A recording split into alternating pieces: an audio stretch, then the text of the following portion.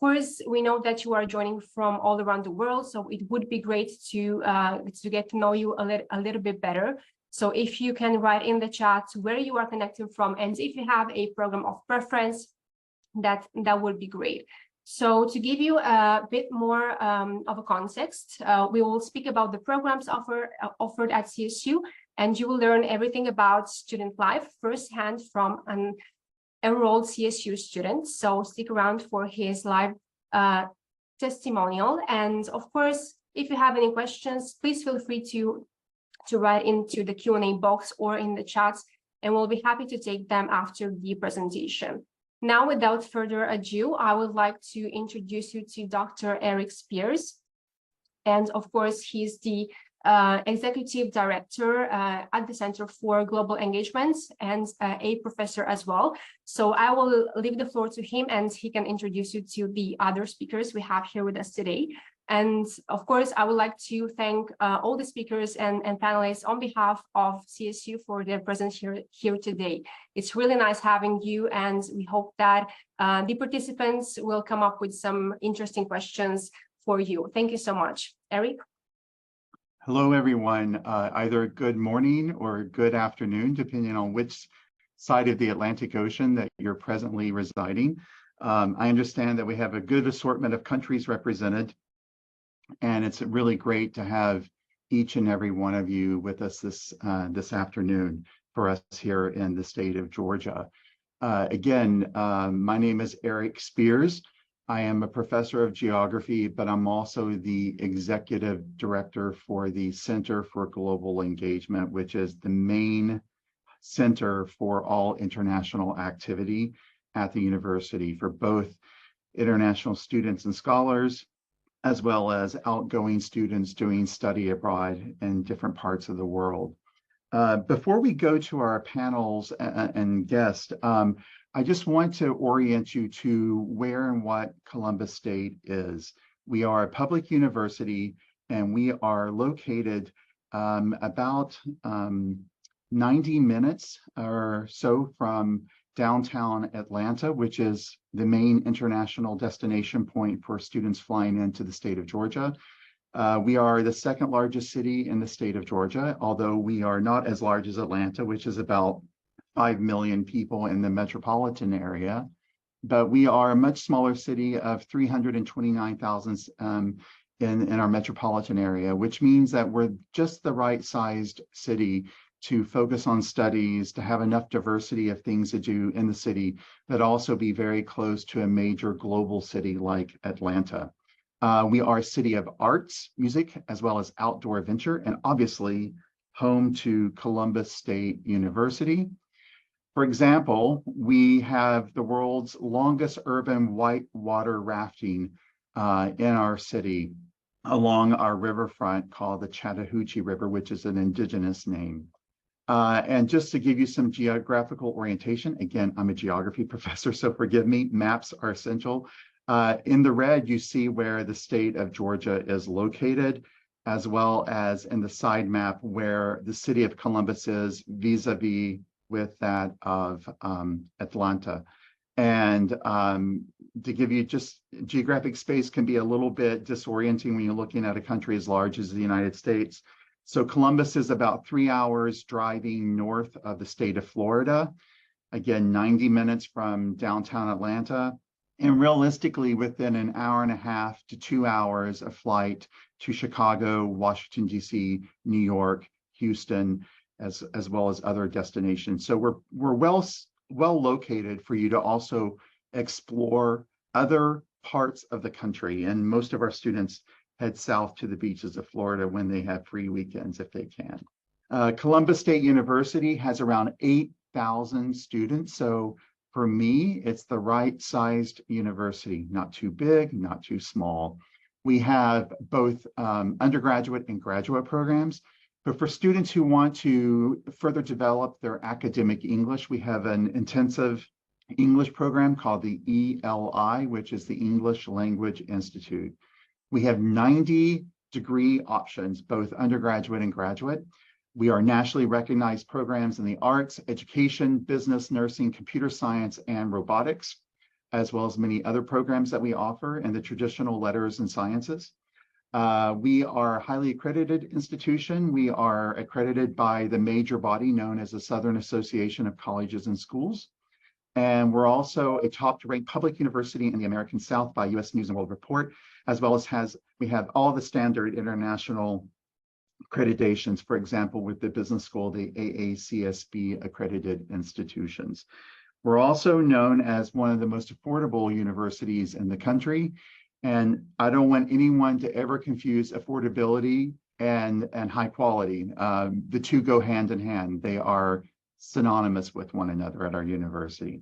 So we have several presenters today. In addition to myself and my colleague, Ms. Christine Shaw, who is the coordinator for international advising and international missions. We have 3 other professors with us who are also present, as well as one soon to be graduating undergraduate student as of this Friday. He will graduate with his degree in business.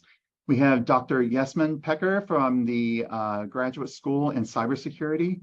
We have Dr. Mahmoud Renhalo. Sorry, I can never really get your name just correct, and I do apologize for that, Mahmoud, who is a professor and director of the robotics program. We also have Dr. John Finley, who's not pictured here, but we were able to get him in at the last minute, who is coming from the business school. And we also have a student, Rolo Lopez, the individual who is not only just a student graduating in business, but he's also the president of our international club. I'm going to start with Dr. Yasmin Pecker to talk more about the cybersecurity program, if you can, and then we'll continue on with our faculty colleagues. Yasmin?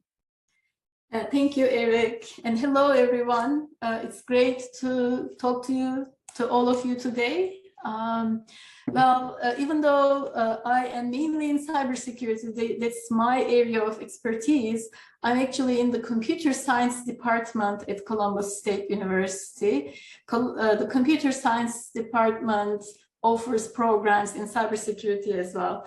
So if I can share my screen, I'd like to show you a few things about our school. I think, Eric, you need to stop sharing so I can share. Thank you. Yes, that is correct. So while Eric stops sharing his screen, I just wanted to remind everyone who just joined us that, of course, you are welcome to ask any questions that you may have and just type them into the Q&A box. So if you have any questions specifically about the programs and about the disciplinary areas that are being introduced right now, please feel free to write away, and we'll happily take all your questions after the presentation. So while Dr. Yasem shares her screen, once again, thank you all for joining, and there we go. Thank you. So my name is Yasem Peker, and I am an associate professor in the School of Computer Science. I'm also the director for the graduate programs in the computer science department. So I'd like to tell you about the programs that we offer in our department. First of all, the name of our department is TCS School of Computer Science, and TCS is a financial services company that recently merged with Global Systems. And Columbus is also known for all the transactions that go through our city, the credit card transactions. So I think about 40% of the world's credit card transactions go through the TC's computers here. So the programs that we offer bachelor's of science degree as well as master's degrees. For the bachelor's degrees, we offer Bachelor BS in Computer Science, we offer BS in Cybersecurity and in Information Technology. For Information Technology, we have an in-person program as well as an fully online degree. In the computer science program, Bachelor of Science in Computer Science program, we have various tracks. So we have an education track. If you want to become a computer science teacher in grade school, then you can complete this track. Or we have games programming track, software systems track, and web development track. And these tracks are designed so that you choose one when you start, and you have some core courses that are common to all of them. And then if you want to switch from one track or another to another, it is okay. You're allowed to switch during your studies. As for the graduate programs that we have Master of Science in Applied Computer Science and Master of Science in Cybersecurity. In the Applied Computer Science program, we have 3 concentrations, and the concentrations are software development, AI and data science, and a general concentration. Again, you can choose one. You have some core courses that are common, and if you're interested in another area, as you take these core courses, then you're allowed to switch to another concentration. Also, in cybersecurity, we have 2 concentrations. One is cyber defense. This is sort of the more technical program that we have, and the program, our program of study for cyber defense is NSA, the National Security Agency approved. We are a school that is designated as a center of academic excellence in cyber defense education, and this program of study is validated by NSA. So we have the cyber defense concentration as well as a management concentration. For our master's programs, you don't have to have graduated from a computer science area. We have some bridge courses that you have to take before you start in the program. So by taking those courses, you get ready to take the master's courses in our programs. I also want to tell you about this other program that we have. We have a cybersecurity of fintech program. This is a shorter program. It's like an associate's degree. We call it a nexus degree here. It's a 60 credit program, and it is geared towards rapid workforce development. So when you complete this program, you're sort of ready to work in the cybersecurity area. You complete some certifications when you finish the program, and it's a good program if you want to join the workforce very quickly. And in addition to this, we also have a certificate that you can complete in about a year. This is not an associate's degree, but it's a certificate program where you complete cybersecurity related courses. And again, you complete some certifications, and you're sort of ready to get into the workforce to do some cybersecurity work. We take pride in our programs, and we take pride in our close connection with our students, with our opportunities for students to do research, to be involved in internships, research, other types of independent studies. And I'll be happy to answer any questions you have about our programs.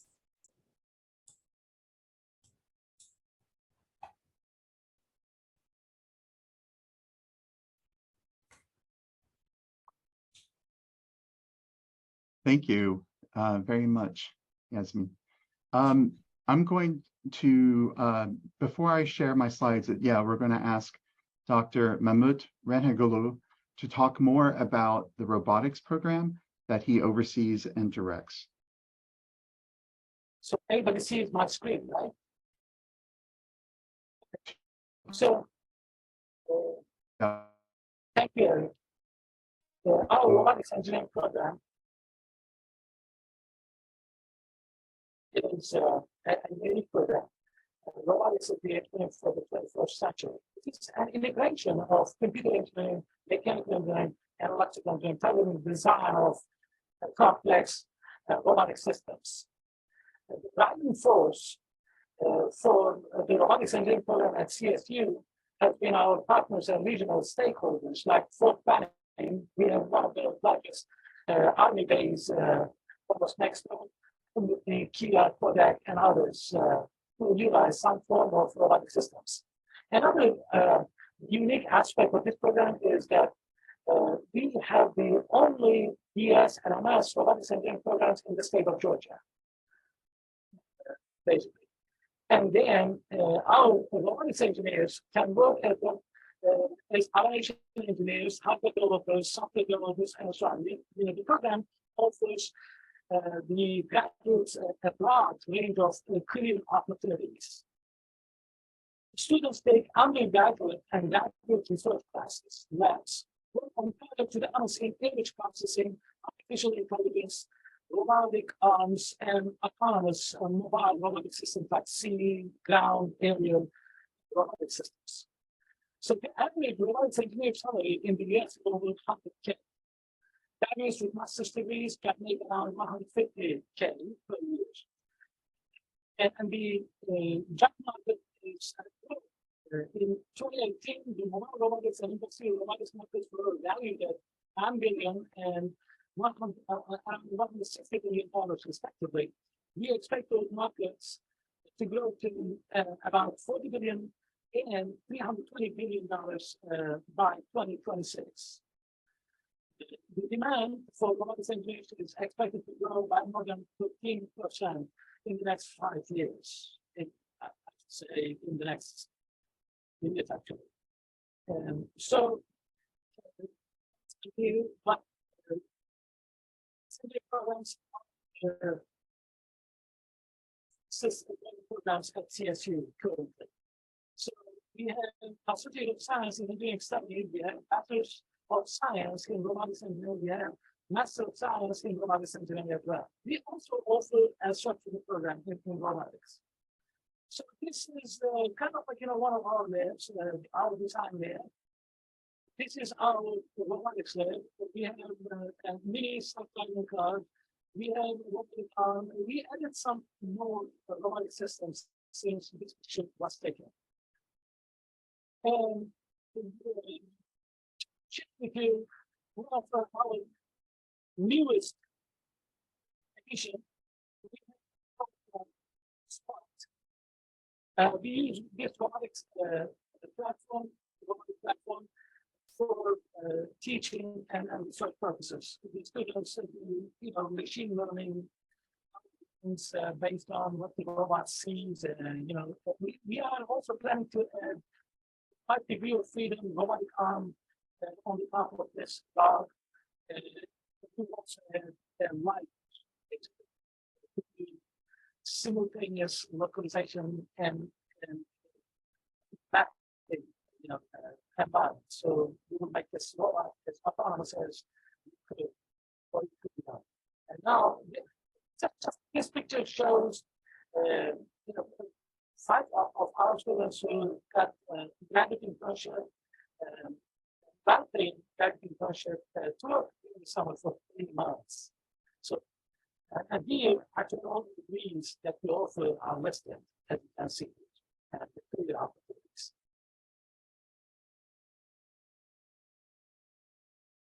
And time to time, I teach robot programming to cadets who came to us, from Academy Area School. We had like over 300 students last summer. If you have any questions, please feel free to ask.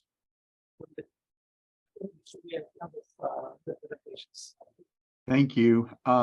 If you can stop sharing your screen, your microphone became weak when your screen was shared, but if you could just maybe tell us quickly, like what are the 3 top reasons to explore the robotics programs for students? The top 3 reasons is the following. It is the engineering of the 21st century. there is a certain growth in that area. The job market is really hot. I will tell you that we graduated our first 3 master's students last December. All 3 started the job that they at least 6, I would say 6 figure salary, at least 100K. Basically, work on that around the 40-ish. So these guys, 2 of them were hired as artificial intelligence engineers, and one of them is a robotics engineer to work for L3Harris, one of the biggest companies that work for the federal agency. Anyways, this is one of the reasons. The other reason, it is a unique program, but it combines 3 different engineering disciplines: electrical engineering, mechanical engineering, and computer engineering. So when the actual employers hire a robotics engineer, for the price of 1, they get like 3 engineers. Actually, it's the other big part of it. And as I said, CMTU's robotics engineering programs are the only robotics engineering programs at the state of Georgia. Other schools in the United States, robotics engineering would be a concentration on either electrical engineering or mechanical engineering.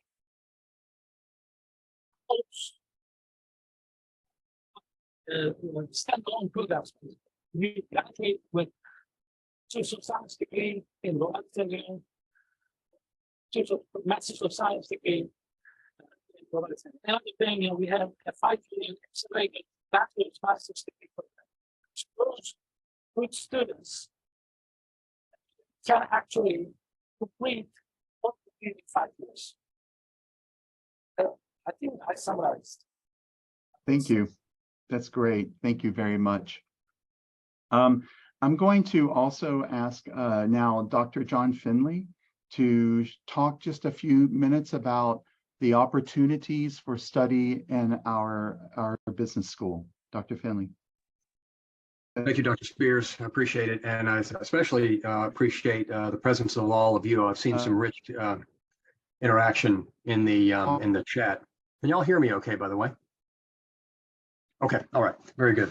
So I'm John Finley, the Turner College, which includes the Turner College of Business and Technology. So Dr. Pecker covered key items in the computer science, more on that technology side of things. Where I am is we have 2 departments, and I'm gonna post some things in the chat here, websites and such. We have 2 departments, management and marketing department, as well as a finance and accounting department. Some of the let me just go straight into some of the advantages, or some of the reasons to follow one of our business majors, or to study in the College of Business. And let's see, I have a few things written down here, and I'll post them in the chat. A variety of majors, and also offering an opportunity to explore different areas of business. All right, so let me get that in there. Yeah, just that statement. I'm going to put some websites as well, and then also we have a good number of student organizations. So if you, as a foreign student, you're coming into the United States, it's going to be a deep learning experience on many levels. You'll further your English speaking abilities, and you will pursue a degree. You will meet many people, maybe be able to travel, at least in Georgia, if not in other parts of the country. Dr. Spears showed a image of whitewater rafting. That is a wonderful experience. I've done that a few times, and that is that's definitely a good experience. And it's also very nice that it's right downtown. Really easy to navigate all that. So student organizations. I'm just going to put all my items here, and I'll talk about them as we go. So let's go to the top of my bullet point list there. So have student organizations, for example, accounting club, marketing club. There is an opportunity for internships. So I know when we have interns, like if we have a U.S. citizen, in our program, and there have been a few occasions where they have done an internship in a foreign country, and that is really, really deep learning. And so if you, coming from another country to the United States, are able to perhaps engage in an internship, I think you would find that similarly true in terms of experience, a taste of life in industry. Also wanted to point out, so we have a good connection with the community and industry at the College of Business. So we have a lot of connections there, and so that can be good to network. Obviously you would meet, if you came here as a student, you would meet people here at Columbus State University, but also it can definitely help to meet people in the community in different in different capacities. Maybe from attending events, possibly doing an internship. We have a lot of student-centered appreciation events. For example, we have a kickball game each spring. And so that's, besides the free food, it's also a good time for fellowship. And I can't remember if this was mentioned or not, but in general, CSU has good class sizes. And what I mean by that is, you're not one of 300 people in a classroom, because I've been in that situation, and I feel, you feel pretty anonymous, maybe not noticed, but this way. And when I say notice, I mean that in a good way. I mean, I know kind of you want maybe some level of anonymity in a classroom due to the ongoing public speaking skills that you're acquiring, especially in a foreign language. But it is good. So student to faculty, good connection between the students and the professors. We also have student service specialists. There was a question before, I think maybe from Sara from España about application process. So of course, Christine can help with the application process. But we also have in the College of Business some folks that can help with that as well. And then I'll close with this. We have a plan for our BUSA 2115 class, and what that is an introduction to business class with different faculty members covering their areas of expertise. So that will be also a wonderful experience for you to meet students. But I'm going to conclude now and hand things over to Christine, but I will post in the chat different websites with listings of majors and such, like marketing, accounting, finance, etc. I thank you again for being here, and hope to meet some of you. Hope to see some of these names in the chat again in person in the near future. Christine? Well, actually, before we do that, Dr. Finley, thank you very much. Sure. I have a couple more slides I want to share, and then I'll get to Christine. All right, just to sort of set up the application process as we learn a little more about Columbus State University. Let me just get back to the proper slides here. And can everyone see that okay? Yes, I can. Yeah, that's good. Okay, all right. So as a university, to interrupt you, could you please switch again the display settings? Oh, sorry. Not a problem. And of course, to all participants, please pop your questions into the Q&A box, and we'll be happy to take them after the presentation. Thank you so much. All right, thank you. So our university is comprised of 4 different faculties, or what we call in the United States colleges or schools.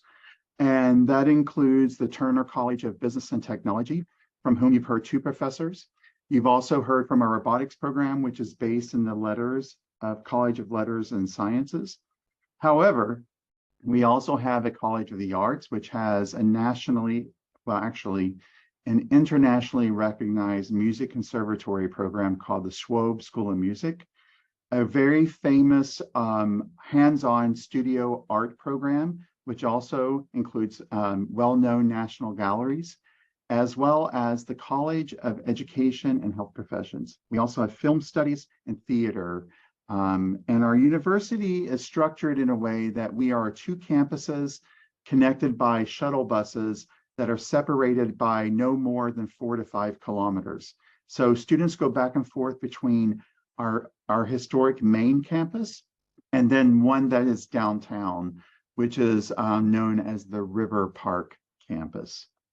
I have worked at both public and private selective universities, and I can honestly tell you that Columbus State University is an affordable public university with the private university touch.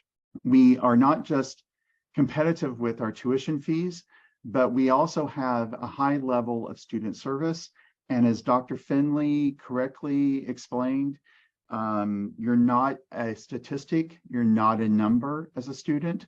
Every professor knows their students. Average class sizes will range anywhere between 15 students to 35 or 40 students for most courses.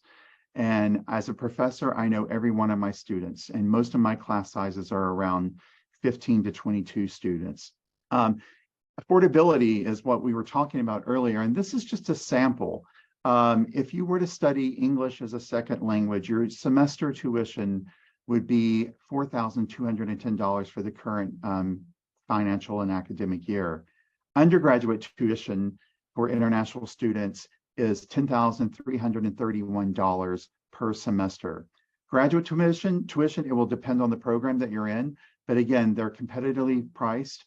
I think as you think about your return on investment, you're putting forward, I think, reasonable tuition fees, but getting a return on high-end student services and hands-on learning and experiences that will position you well for the professional world. We're very much student-centered, and our students are not just in smaller classes, but many of them engage with what we call active research or applied research. We looked at, for example, the robotics program just now with those slides of the labs, and the cybersecurity program, which has its own simulations and labs. In addition to that, a lot of our international students do internships. Many of them do them as curricular practical training, or even after graduation, optional practical training. And Christine Shaw oversees those processes. But we also have, believe it or not, international students who do study abroad. In other words, yes, you are studying abroad in the United States at Columbus State University, but then we also send you elsewhere to another country. Dr. Finley, for example, has taken students, including other international students, to Spain. So Sara, I don't know that you would want to go back to Spain, but we'll send you somewhere else, right? But that's one example. And a lot of our students attend professional conferences, both to present research, but also to learn and to network with other professionals as they think about their future. We also have an English bridge program. So if you want to do both academic English preparation courses and also take university courses alongside that, we are the only program in the state of Georgia that is actually allowed to do that by our chancellor's office. So we have another very much student-centered program experience that focuses on not just academic preparation, but nurturing and mentorship and preparing you holistically for success. I want to now turn the floor over to Ms. Christine Shaw, who is not only the International Student Advisor, but she coordinates and oversees the international admissions process. And she is the one that will be sending you the sample copy of an F1 document for the I-20 document for the F1 visa. So Christine, I'm going to mute my microphone and turn the floor over to you, but you don't have any slides, do you? Or do I just keep it here? No, I do not. I'm just going to talk. So can you hear me okay? Yeah. Good. Okay. So hello everyone. I'm Christine. Guten Tag, wie geht's? Wir können auch Deutsch reden, wenn ihr wollt. So I handle everything from the start to the finish of your process for applying to CSU and for being accepted, and then for you to get to CSU. So thank you to all the panelists for giving information about different areas and programs that we offer. So hopefully you are interested in many of those programs. And if you apply, I'm the one that will process your application and everything concerned about that. So I will help you through the entire application process, the acceptance, admissions process, from start to finish. So once you apply, everything will come to me, and we will be in touch via email and possibly phone and virtual meetings after that point. And I'll try to answer any questions that you have. We have about 150 international students regularly. So that's a good number. Like Eric was saying, Dr. Spears, we have about 8,000 students total. So that's a good number, we feel, to have at our university. So before your arrival, of course, I'll process your application, your documents, and I will issue your I-20 form, which is this sample form that Dr. Spears has here on the screen. And you will use that to make your visa appointment and to obtain your visa so that you can come to the US. I'm also the kind of the liaison, the connection between our department and the departments that were mentioned earlier. So the major that you're going to be studying, I'll be in touch with them regularly to assist you with the process as well. And once you're accepted, once you have your I-20 and your visa, I'll also be giving you information and assisting you with orientation that you'll take part in, which is right after you arrive, getting you housing and details about how to get here, that kind of thing. After you arrive, also, I'll still be here to assist you with any immigration questions that you might have, putting you in touch with other campus departments that may be able to assist you with various things, to find out about, how to get into your classes, student organizations, as were already mentioned, any kind of healthcare you might need. I'll try and connect you with those departments and individuals as well. So as I said, I handle everything international from start to finish. So I'm here to help you in any way. Also, internships were mentioned. So I work with departments on that as well. As an F1 international student, you can take part in internships, which are known as either CPT or OPT. So one is during your studies, you can do an internship if it's allowed by your major. And then OPT is after you study. You can do actual employment through companies in the area, or even virtually if you're doing computer science. And you can do that for 1 year after you complete your studies. And one last thing I'll cover, and then we can answer questions as well, is we do have an international student service scholarship that you can apply for. That is a scholarship that is an out-of-state tuition waiver. So that means that normally you pay out-of-state tuition. The scholarship will waive that and reduce the tuition to in-state tuition. So that will save you about $5,000 or $6,000. Yeah, and I think that covers mostly the basics. So again, any questions, I will be glad to answer. And thank you all so much for joining. Thank you, Christine. And we can answer those questions at the end. We're getting near the end of the presentation here. Thank you. Our next presenter is, let me get the slide to move here. There we go, is Rolo Lopez, who is our International Student Club president. Rolo, are you going to try to share anything? Yes, I can share on my end, definitely. Okay, so I'll stop my share. Okay. Perfect. Well, hello everyone. It's great to, I'm looking at the Q&A box, and there are some really good questions, and we'll get to those at the end. But yeah, it's great to see you guys, or just to be here with you. My name is Rolo. I'm a fourth-year student. I'll be graduating this May in business management. I'm really excited for that. I'm not an international student, but I do, like Dr. Spears said, work a lot with international students. And I think up to this point, what you've been getting right now is all the academic side. We've heard really good things from Dr. Finley, Dr. Pecker, everyone about their different departments. However, today I just want to talk about another very vital part of your college experience, and that is your social life, right? That is what you do outside of the classroom. I have found that one very healthy way to balance the stresses of doing all your exams and all your studying is to find a group of friends that you can click with and just share a good experience with. For me specifically, I found that through the International Club. The International Club is an organization that focuses on providing, one, our international students like you, a chance to meet domestic students, but also to expand your worldview. You know, you're coming to a new country, you might find that you're struggling with things like the language barrier or just navigating your new environment. So we provide programming that kind of makes that easier, makes it an easier transition. We just actually today we had to say goodbye to one of our students. Irene is from Japan, and she just is taking a flight back to her country. And we found that because of her time spending time with us, that she was just really excited to go home, but just really hesitant because she knew that she had just made a community and just had a great time. And really what I want to convey to you is that if you do choose to come to CSU, that we have a community waiting for you with open arms. And it's just really exciting. Today, I want to kind of talk about some of the resources that I have found useful with our international students. Everything ranging from the housing, like where you might live, food briefly, and then just other departments on campus that we can connect you with.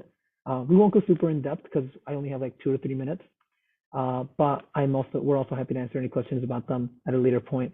For now, though, I'd like to share one of our videos that we prepared. Like we said, the International Club is just basically like a second home for our students where they find community.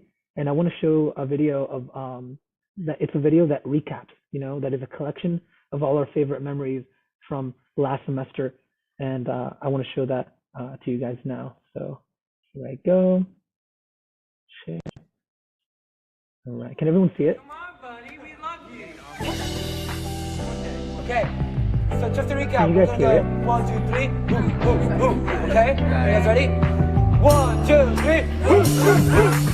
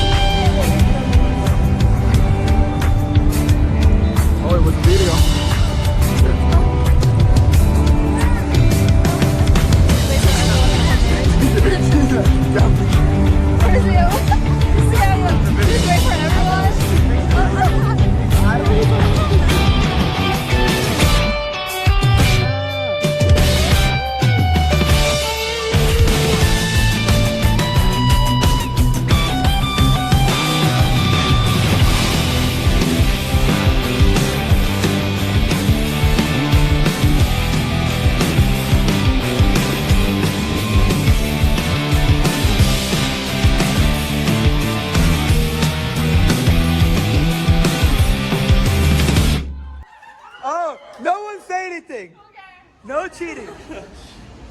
Amaya? Amaya?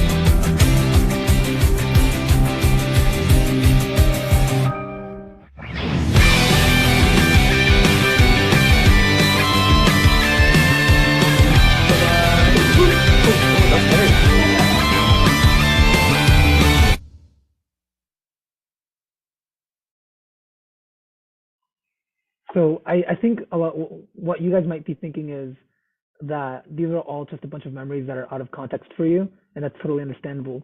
But if there's just one thing I could convey about this video is that for all of them, it was a semester that felt more like just a quick second, a quick minute, just because of how much fun they had in the community that they built. So we hope that you're excited If you choose to come over here, we'll welcome you with open arms. But yeah, that's the International Club. Like I said, living here is really fun. I've lived in the dorms for my entire collegiate experience. I have specifically stayed in Clearview Hall, but there are plenty of different areas where you can stay as well. Broadway Crossing, which is downtown. Regarding food, very delicious and always available. The Kuru Cast is located on main campus, and the Rankin Den is downtown, and both every once in a while provide different international options for Latin American food, Asian food, and of course food from different cultures. And like I said, there's lots of resources that you can use here at CSU to make sure that you're succeeding and feeling supported. Resources like the CSU Student Health Center, the Career and Design Center, Center for Access and Accommodations if you need accommodations. It's just a variety of them.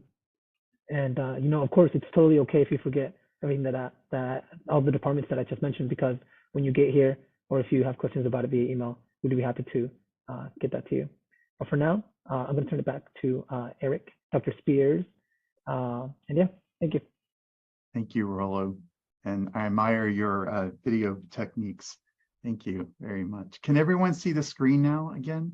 Yes, yes, we can. Okay, great. All right.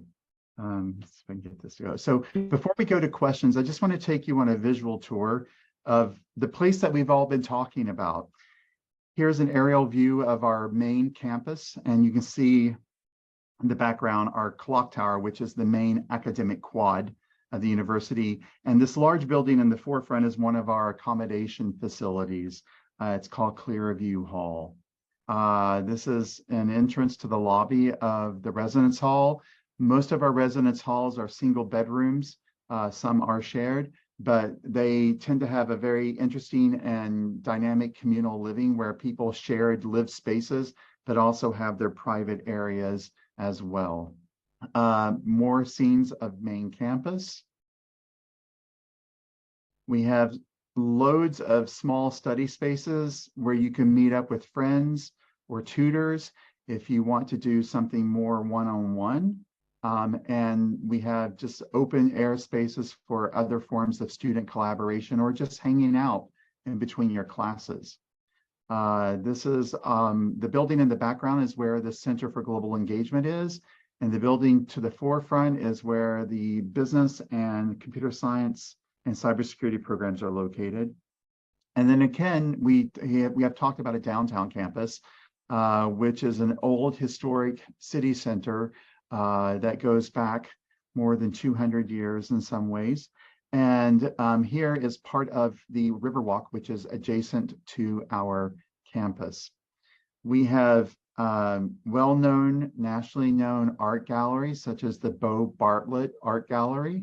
Bo Bartlett is a local author, artist who is well-known throughout modern art. We have different departments and buildings and mixed housing units. So we have students who live in this building that you see in the River Park downtown campus, but also you have above there the College of the Arts. We have faculty who engage our students and talk to them, sometimes in non-classroom settings, such as this coffee scene at a well-known coffee joint and a coffee shop in downtown Columbus. And like I mentioned, we do experiential learning. I'm with my students, and a couple were international, and we did a study abroad for international studies, and we visited the European Parliament in Strasbourg and met with members of Parliament to understand more about Brexit and European integration. Recreation on campus. We have a really fantastic recreation center, which we encourage all of our students to use. We have rock climbing walls. We have fitness facilities. There are swimming pools, classes, weights, aerobics, you name it, it's there.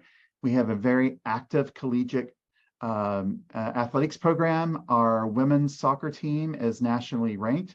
We have a nationally ranked as well as top performing tennis program, well-known golf program, as well as more traditional American sports, such as a well-known baseball team and basketball, as well as what we call intramural activities, where students who are not formally part of any kind of formal sports team can get engaged in other forms of games and play.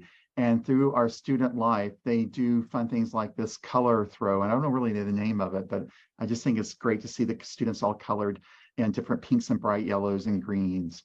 Obviously, the International Club, and what can I say, Rolo, you and your friends, you like to dance. I know you, I see you dance all the time. This is at one of your formal parties. And we also have, for those who are interested in connecting with their own home cultures, we have two different student groups that are represented here. One is for students from Latin America or Spanish-speaking countries that want to connect and kind of celebrate their heritage, as well as an East Asian Pacific Islander club that tries to promote trans-Pacific understandings. And then obviously we celebrate your success at graduation, and Rolo, we'll have your photo like this, I hope, in a few days. And one of the nice traditions that we always do with our president here in the front, Dr. Fuchko, is there is a champagne toast that he hosts with our graduating seniors, and to sort of kick off your success forward. And I'll end the presentation there. I want to thank all of our panelists today as well, Lavinia, who presented, and we're here to answer any questions that you may have. Yeah, absolutely. We do have quite a bit of questions. So I would like to get to the ones asking about the admission requirements first, specifically about any levels of English proficiency needed to apply. Okay, so that would be me. Yeah, so I saw some of the questions, so I'll try to address a few at this point. So the requirements for entry, basically, once you submit your application, you also need to submit, if your native language is not English, then you do need to submit proof of English proficiency. So there are various exams to do that. And if you email me, I can send you the links to that. But basically, there's tests called the TOEFL or the IELTS that will show your English proficiency. And the IELTS is 6.0, the TOEFL is 69. And if you do not have English proficiency, that's okay. As we mentioned before, there is an English language program that you can enter, and for 1 semester, 2 semesters, to improve your English language skills so that you can then transition into undergrad studies. You also have to submit your transcript. So either if you're entering for a bachelor's degree, your high school transcripts, those do have to be evaluated and or translated to the US system. So we can give you more information about that, but they must show that you have the equivalent of a high school diploma, or for a master's program that you have the equivalent of a US bachelor's degree. The GPA requirements, basic GPA requirement is US 2.5, but again, depending on the program, there may be other higher GPA requirements. So the program information on our website would tell you what that would be. Okay, I think that addressed a few questions, but Lavinia, if you want to let me know which other ones were included that I did not cover. Yeah, a second part of Sarah's question was about failing classes. So what happens in this scenario? So I think maybe Dr. Spears or someone could address that better than I could, but I mean, if you do fail a class, there are options. So as an F1 student, you do need to be enrolled full-time, which is for bachelor's, you'll have to take 4 classes a semester. For graduate, 3 classes per semester. And if you have to retake a course, you can do that. So maybe Dr. Spears, he's on the academic side of things. He can address more of that particular item. Sarah, one thing that I would say is that we work really hard with our students to not let them fail. If you're having struggles, we work directly with you. You come to the professor and say, I don't quite understand this, or could I, have some additional support there or whatever. So we're very committed to helping you succeed as a student, because your success is also our success.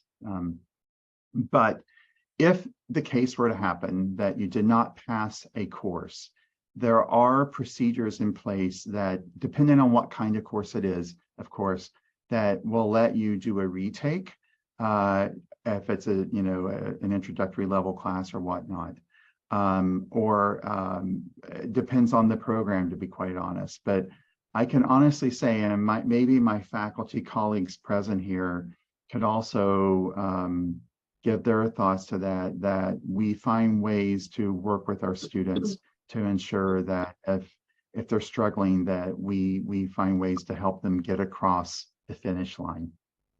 Right. Thank you, Eric, for that. Yeah, thank you. Thank you both for the answer. And to move forward with the next questions, I see a couple of questions for Rolo, so I would like to get to those. A participant is asking about the reason why you chose CSU. Yes, I think that, of course, one of the biggest factors was the size of the university. Like lots of our faculty have said, it's big enough to provide resources and opportunities that allow us to grow, but at the same time small enough for us to feel a connection with our professors and the faculty. So that's definitely a driving factor. Besides that, it's just a really beautiful campus. You know, I think I'm very drawn to the aesthetic, and I think I found that at CSU, specifically with the downtown campus. So that's one of the biggest factors. Yeah. Thank you so much, Rolo. And Sarah is thanking us as well for the answers. Thank you, Sarah, for being here with us today. So, Rolo, to stay with you, a participant is asking if you have the chance to take any internships. Yes, I'm actually wrapping up one internship currently, and it happens to be with the Center for Global Engagement with Dr. Spears and Christine and everyone at the office. I will say, if you have an opportunity to do an internship and you're able to coordinate that, all the processes with Ms. Shaw, then I definitely recommend it.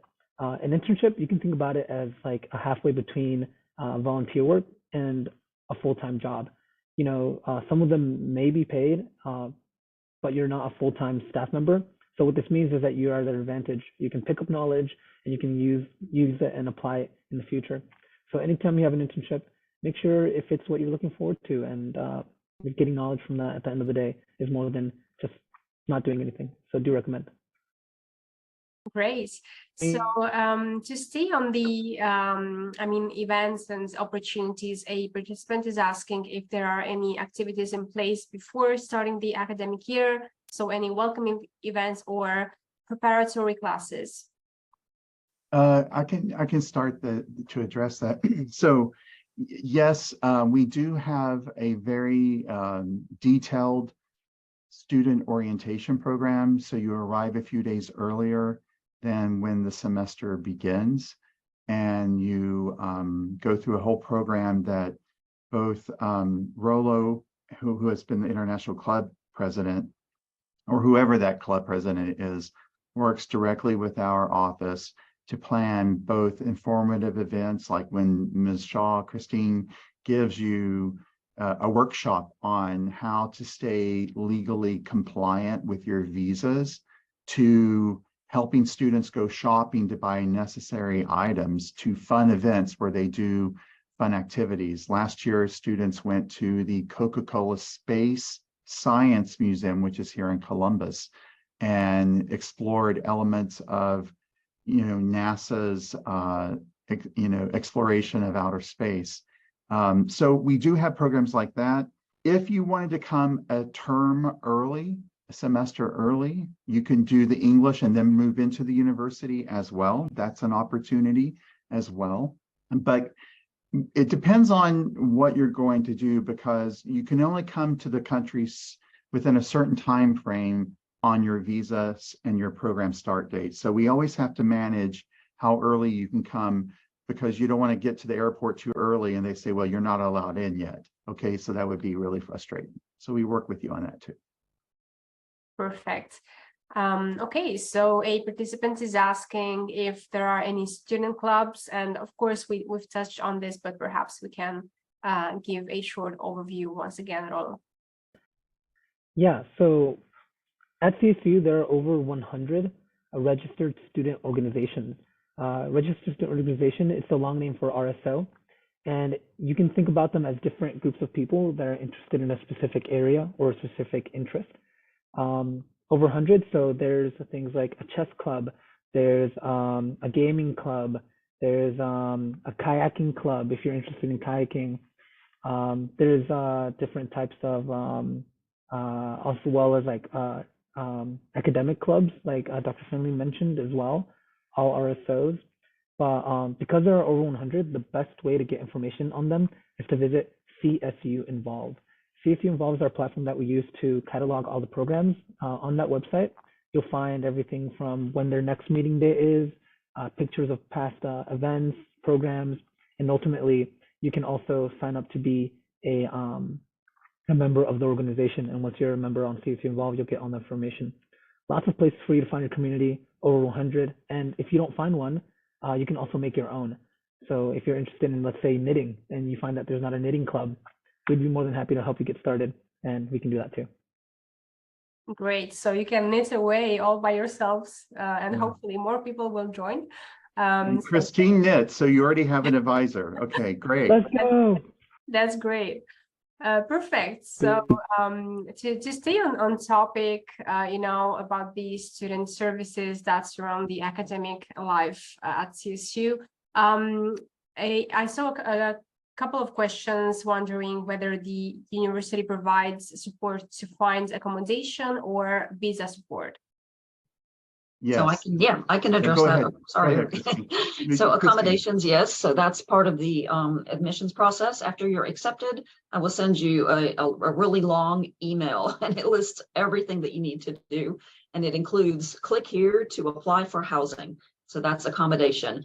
You will apply. You don't have to pay anything at that point, but you will list some information on the spreadsheet, and you will select either main campus or River Park campus, depending on your major, and also depending on where you want to live. And then the visa issues, again, the visa support, that's me.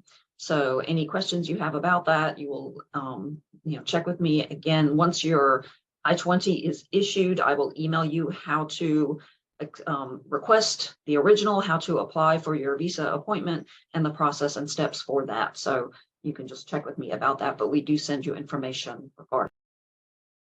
Perfect. Thank you so much, Christine. So we've touched briefly on study abroad opportunities. A participant is asking if you offer any internship abroad. We do. The Center for Global Engagement coordinates that in conjunction with our career advising center called Career Design. We have done both virtual and physically placed internships overseas. Some of our most popular locations are in London. We have a student doing film studies, and she'll be working with a film production crew in London this summer. I've had students do internships in Sao Paulo, Brazil. I had a student do a virtual internship with a non-governmental organization based in Thailand, and he coordinated the NGO's internship team, who included other virtual participants from Vietnam, South Korea, and Taiwan and Japan. So we have global opportunities. And also through our faculty members, they may actually have personal connections in other countries where an internship is possible. And so it could be as organic as that, as well as research opportunities. One of my colleagues in biology gets his students to Ecuador to do research in the rainforest, for example, for their biological research projects. So we do all kinds of interesting things. We also take students overseas for volunteerism. I take students to Guatemala on an annual basis, and we live and work with Mayans in a village in the high mountains surrounding Antigua at an elevation of around 3,000 meters or so. And we work with them on international development projects. So it's not quite an internship, but there is hands-on activity and intercultural learning and the understanding of systemic poverty at global and local levels. So we do loads of hands-on learning in those ways.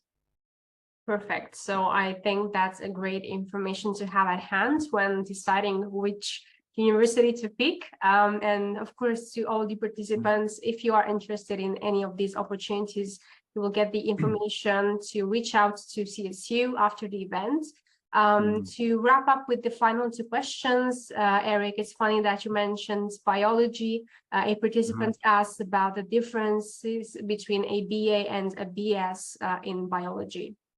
Okay, before I do that though, and real fast, one of our signature study abroad experiences, we own property in Oxford, England, and we have both international and domestic students study abroad in Oxford at the University of Oxford and their colleges for a semester, or they go in the summer and study with our Columbus State University faculty in Oxford. So I just wanted to also make that connection as well. In terms of the differences between a Bachelor of Arts or Bachelor of Science program, the main difference realistically is that you're going to have more math involved and more chemistry and or other upper level sciences that are focused on the Bachelor of Science track versus a Bachelor of Arts track. Those are they're very subtle differences, but they are there.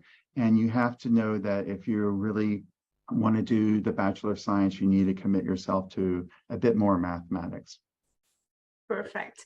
So I'm sorry, yeah. if I may also, for the difference between BA and BS, so if you want to go into sort of higher studies like master's, PhD, or to health professions like a medical doctor, then it's better to go to the BS program. You can still do the BA, but then when you apply to those other programs, you may be required to take some courses before you start. I think it's the main difference. Yes, and that is a fantastic point. Thank you. Yes. Yes, so that's plan early. Relevant. Thank you so much, Dr. Yasim. So we do have one final question, and no worries if you don't have this information at hand, but a participant was asking how many international students you have at the moment. Okay, yeah, I think I mentioned it, but just to recap, about 150. So 135 to 150 at any given time. It goes up and down. So yeah. Great. And our students are represented from generally anywhere between 40 and 50 countries at any given time. So anywhere you may be joining from, you have a good chance at finding something after your own heart. So that's great news. And I want to thank all the speakers. Dr. Peker, if you wish to add something. Okay. No problem. So of course, as I was mentioning, it's been great to have everyone connected. And of course, if you have any program that you are specifically curious about and that you would like to move forward with for the application process, you will get an email after this event with both the recording of the event and the presentation and all the contacts to get in touch with CSU. And it's been great having all the professors and panelists on behalf of CSU, and we hope that all the information that we've given you has helped you in guiding you towards a better choice, most suitable for your own interests and of course career aspirations. So once again, thank you all so much. Thank you to all the professors and panelists at CSU for being here with us today and for taking all the questions. And to our participants, thank you all so much for sticking with us until the end. Of course, if you would like to request your certificate of attendance by Docsity, you can write an email at webinar@docsity.com, and please specify which event you are asking about. Of course, once again, thank you all so much. It's been great having you, and I hope to see you all for the next event, hopefully in partnership with CSU. And of course, stay safe. Thank you all so much. Thank you, Lavinia, for organizing this. Thank you. Thank you. Until next Thank you to my colleagues. Thank you. Thank you for joining, everyone. Thank you. Bye-bye.